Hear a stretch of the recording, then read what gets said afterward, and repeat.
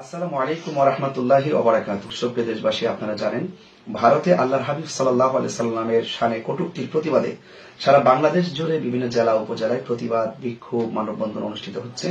এরই ধারাবাহিকতায় আজ 30শে সেপ্টেম্বর বিকাল 5টায় ব্রাহ্মণবাড়িয়া প্রেস ক্লাবে আমাদের একটি মানববন্ধনের আয়োজন করা হয়। উক্ত মানববন্ধনটিকে সফল এবং সুন্দর করার জন্য আমরা প্রশাসনের কাছে আমরা সহযোগিতা কামনা করি এবং প্রশাসন আমাদেরকে বলেছেন যে উক্ত প্রোগ্রামটি বাস্তবায়নের ক্ষেত্রে সিকিউরিটি থ্রেট রয়েছে। ওসি মহোদয় আমাকে এই কথা বলার পর তিনি বলেছেন যে এসপি মহোদয়ের সাথে কথা বলার জন্য। আমরা এসপি মহোদয়ের সাথে আমি নিজেই কথা বলেছি এবং এসপি মহোদয় নিজেও বলেছেন যে হুজুর এখানে একটু সিকিউরিটি থ্রেট আছে। বিভিন্ন ফেসবুকে বিভিন্ন উগ্রবাদীরা বিভিন্ন ধরনের লেখালেখি করতেছে। আমার মনে হয় আপনি একটু ডিসি মহোদয়ের কাছে আলোচনা করে যদি একটু সিদ্ধান্ত নিতে পারেন তাহলে আমরা আপনাদেরকে পর্যাপ্ত নিরাপত্তার ব্যবস্থা করব। তো আমি এসপি মহোদয়কে গত রাত্রেই আমি বিষয়টা নিশ্চিত করেছি যে ইনশাল্লাহ আমরা আগামীকাল অর্থাৎ আজকে আর কি আমরা ডিসি মহোদয়ের সাথে সাক্ষাৎ করব।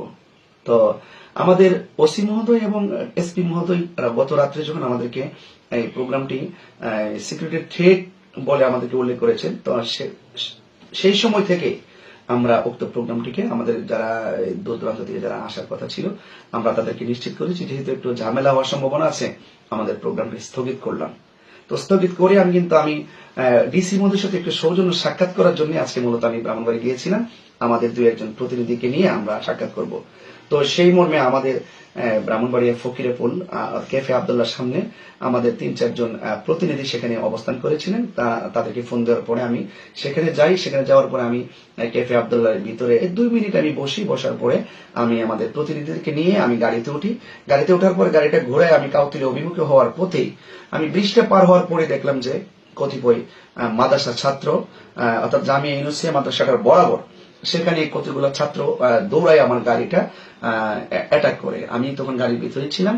তারা কোনো কথাই শুনতে প্রস্তুত না। তারা আমার গাড়িতে সামনের গ্লাসগুলো ভাঙচুর করে এবং আমাকে হামলা করার জন্য তারা খুব জোর চেষ্টা করে এবং আমার গাড়ির পাশের গ্লাসও কিন্তু তারা ভেঙে ফেলে এবং গ্লাসের কণাগুলা সিটে আমাদের গাড়িতে যারা ছিলেন তাদের উপরে ছিটকে পড়ে এবং পাশাপাশি আল্লাহর অশেষ রহমতে আমি কিন্তু সেখান থেকে চলে আসতে পেরেছি। তো আমি যে কথাটা আসলে বলতে চেয়েছিলাম যে আল্লাহর হাবিব সাল্লাল্লাহু আলাইহি সাল্লামের শানে ভারতে কটূক্তি করা হয়েছে, সারা বাংলাদেশে প্রতিবাদ করবে। কিসের কওমি, কিসের হেফাজত, কিসের জামাত, কিসের সুন্নি, সকল মুসলমানদের উচিত সেই আল্লাহর হাবিবের পক্ষে কটূক্তিকারীর বিরুদ্ধে প্রতিবাদ করা। এবং আমি সেটাও লক্ষ্য করেছি গত রাতেই আমি দেখেছি কওমিদের পক্ষ থেকে একটি ফেসবুক বার্তা যে আমরা যেখানে প্রোগ্রাম করব তারা সেখানে বাধা প্রদান করবে এবং পাশাপাশি আমাকে তারা কোনোভাবে ঢুকতে দিবে না। আচ্ছা, আমি দেশবাসীর কাছে আমার জিজ্ঞাসা যে আল্লাহর হাবিব সাল্লাল্লাহু আলাইহি সাল্লামের শানের যারা কটূক্তি করেছেন তাদের বিরুদ্ধে প্রতিবাদ করা কি বেদাত? তাদের বিরুদ্ধে আল্লাহর হাবিবের শানে যারা কটূক্তি করেছেন তাদের বিরুদ্ধে প্রতিবাদ করা কি অন্যায়? যারা আমার গাড়িতে আমার এই মানববন্ধনটাকে ভাঙচুর বন্ধ করার জন্য প্রশাসনের কাছে বিভিন্নভাবে থ্রেট দিয়েছেন, এরা কোন ইসলামটা ভিতরে লালন করে? সেটা জাতির কাছে আমার প্রশ্ন। এবং আল্লাহর হাবিব সাল্লাল্লাহু আলাইহি ওয়াসাল্লামের শানে কটূক্তিকারীর বিরুদ্ধে প্রতিবাদ করার জন্য যদি আমি ব্রাহ্মণবাড়ি গিয়ে থাকি তাহলে আমার গাড়িতে অ্যাটাক করে তারা কি ভারতের সেই উগ্রবাদী কটূক্তিকারীর পক্ষে অবস্থান করেছেন? বাংলাদেশেও কি সেই ভারতের নবী বিদ্বেষীদের দালাল কি বাংলাদেশেও আছে? যেই শহরে আল্লাহর হাবিব সাল্লাল্লাহু আলাইহি ওয়াসাল্লামের পক্ষে কটূক্তিকারীর বিরুদ্ধে স্বাধীনভাবে কথা বলা যায় না, আমি নিঃসন্দেহে বলতে পারি সেই শহরের উগ্রবাদীদের জন্য আমার হাজারবার ঘৃণা।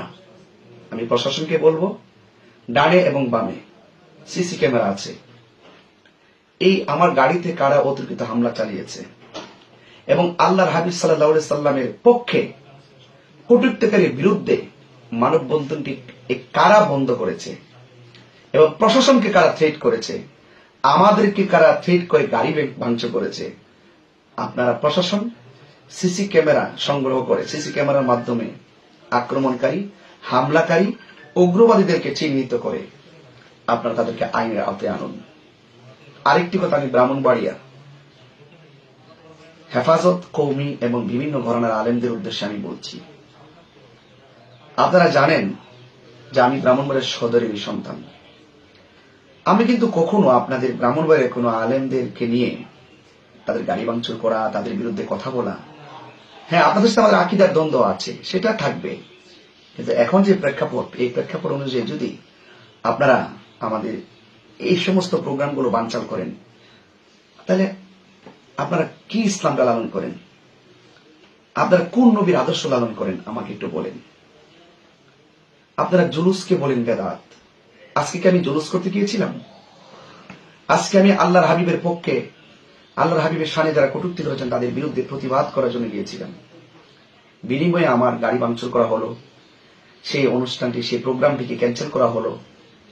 তা আপনারা কোন ইসলাম লালন করেন আমাকে একটু বলেন। দেশবাসীর কাছে আমার জিজ্ঞাসা, তারা কোন ইসলামটা লালন করে? আপনারা জানেন যে গতকালও আমাদের বাড়িতে ব্রাহ্মণবাড়িয়া থেকে বিভিন্ন ধরনের আলেমরা এসেছিলেন, বিশেষ করে ফাতা হুজুর আসছিলেন, তিনারা আমার বাড়িতে আসছিলেন। তাদের সাথে আমার হাজার বার আকীদার দ্বন্দ্ব। তিনি যে আমার ঘরে আসছেন, আমার ঘরে যে তিনি এসেছেন, ঘন্টার পর ঘন্টা যে আমার সাথে কাটিয়েছেন, আমি কি ওনাকে আক্রমণ করেছি? এটার নাম কি ইসলাম? তা আপনারা ব্রাহ্মণবাড়ি গিয়েছি, আপনারা মনে করেন যে ব্রাহ্মণবাড়িটা আপনাদের। তো আপনারা বারবার এভাবে আহলুস সুন্নাত ওয়াল জামাতের আলেমদের, আহলুস সুন্নাত ওয়াল জামাতের বিভিন্ন কর্মসূচিকে লাঠিসোঁটা নিয়ে রাস্তায় বসে থেকে প্রতিবন্ধকতা সৃষ্টি করেন এবং আলেমদের উপরে আক্রমণ করেন। নবীর পক্ষে কথা বলা, কটূক্তিকারী, নবীর বিরুদ্ধে যারা, নবীর শানে যারা কটূক্তি করেছে, মুস্তাকে রাসূল যারা নবীর বিরুদ্ধে অবমাননা করেছে, সে অবমাননাকারীদের বিরুদ্ধে আমরা কথা বলতে গিয়েছি।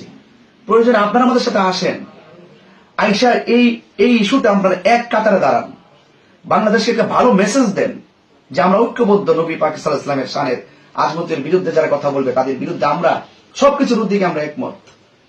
কিন্তু আপনারা আজকে আমার গাড়ি ভেঙেছেন আমাকে মারার জন্য। আপনারা যে দৃশ্য আপনারা দেখিয়েছেন, সেই ব্রাহ্মণবাড়িয়া শহরের উগ্রবাদীদের প্রতি আমার হাজার বার ঘৃণা। আমি প্রশাসনকে বলবো, অনতি বিলম্বে কারা রামগিরি মহারাজের পক্ষ নিয়েছে, কারা নীতিশ নারায়ণ রানের পক্ষে নিয়েছে, কারা নূপুর শর্মার পক্ষে নিয়েছে, কারা রসুল পাকের শানের পরিপন্থী যারা উগ্রবাদী, যারা নবীর পাকের বিরুদ্ধে কটূক্তি করেছে, তাদের পক্ষ নিয়ে আমাদের গাড়িতে আক্রমণ করেছে, তাদেরকে অনতি বিলম্বে চিহ্নিত করে আইনের আওতায় আনেন। আর না হয় আহলুস সুন্নাত ওয়াল জামাতের পক্ষ থেকে বিশাল কর্মসূচি আসবে এবং আল্লাহর হাবিব সাল্লাল্লাহু আলাইহি সাল্লামের শানে কটূক্তিকারের বিরুদ্ধে কথা বলতে গিয়ে যদি আমাদের মৃত্যু হয়, আমাদের মৃত্যু হবে। কিন্তু সেই উগ্রবাদীদেরকে হয়তো আইনের আওতায় আনেন, আর না হয় এই আন্দোলন, এই বিক্ষোভ কর্মসূচি সারা বাংলাদেশ ছড়িয়ে পড়বে। ব্রাহ্মণবাড়িয়া প্রশাসনকে বলবো, সিসি ক্যামেরা সংগ্রহ করে উগ্রবাদীদেরকে আইনের আওতায় আনুন। কে বা কারা এই ঘটনা ঘটিয়েছে এবং আমাদের এই মানববন্ধনটি বানচাল করেছে, আমি অনুরোধ করব তাদেরকে অনতি বিলম্বে আইনের আওতায় আনুন। আসসালামু আলাইকুম ওয়া রাহমাতুল্লাহি ওয়া বারাকাতুহু।